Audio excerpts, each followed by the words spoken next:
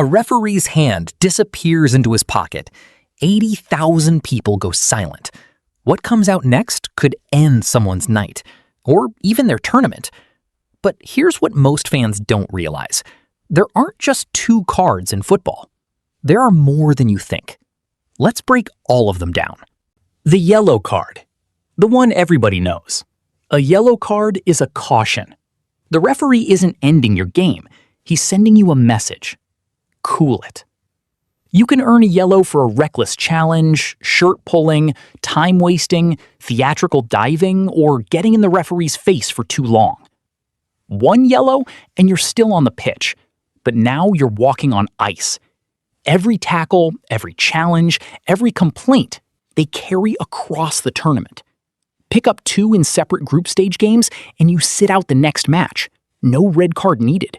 Plenty of world-class players have watched a knockout game from the stands because of 2 borderline calls weeks apart. The rules don't care how softly they came. The red card. This is the one that changes matches. Red means you walk. No argument, no comeback. Your team spends the rest of the game fighting with 10 men, chasing every ball twice as hard. A straight red arrives instantly.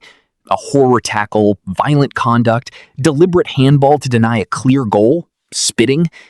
The referee has seen enough, and you're gone before you've processed it. Then there's the slower version. 2 yellows in the same match. The referee holds up the second yellow, then immediately follows it with the red.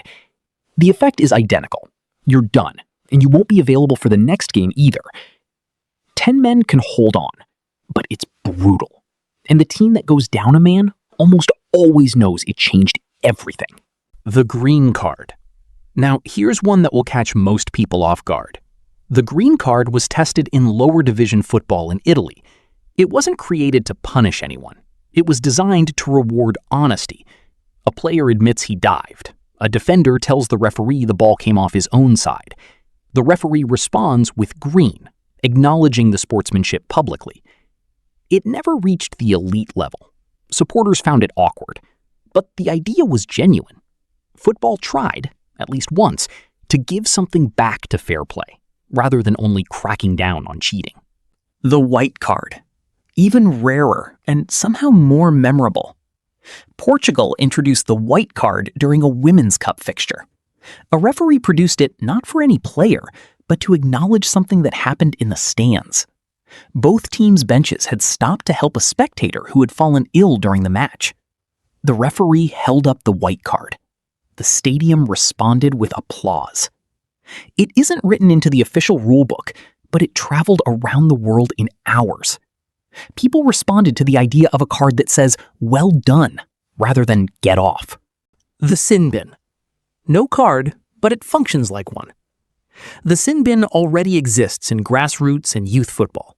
A player argues with the referee, dissents, or oversteps the line. They don't get a yellow. They sit out for 10 minutes while their team plays short. Then they return. It's specifically aimed at cutting out the surrounding of referees, the mob of players crowding every decision. A lot of supporters want to see this in the professional game. The image of 15 players screaming at one official has become exhausting to watch. The sin bin would make that behavior immediately costly. VAR and cards. One more layer the modern game has added. Any card decision can now be reviewed. A yellow can be upgraded to a red can be overturned. Incidents the referee missed entirely can be brought back. The referee walks to the pitch side monitor. The stadium stares at the screen. The crowd holds its reaction while everyone waits to find out what actually happened. Cards used to land with finality. Now every decision carries a question mark until the review is complete. Yellow, red, green, white, and the sin bin sitting on the sidelines waiting for its moment. That's every card in football explained. Here's what I want to know. Should the sin bin be introduced at the World Cup level? Would it actually clean up the way players treat referees, or would the game find a way around it? Drop your take in the comments. And if you want football explained without the filler, subscribe. There's a lot more where this came from.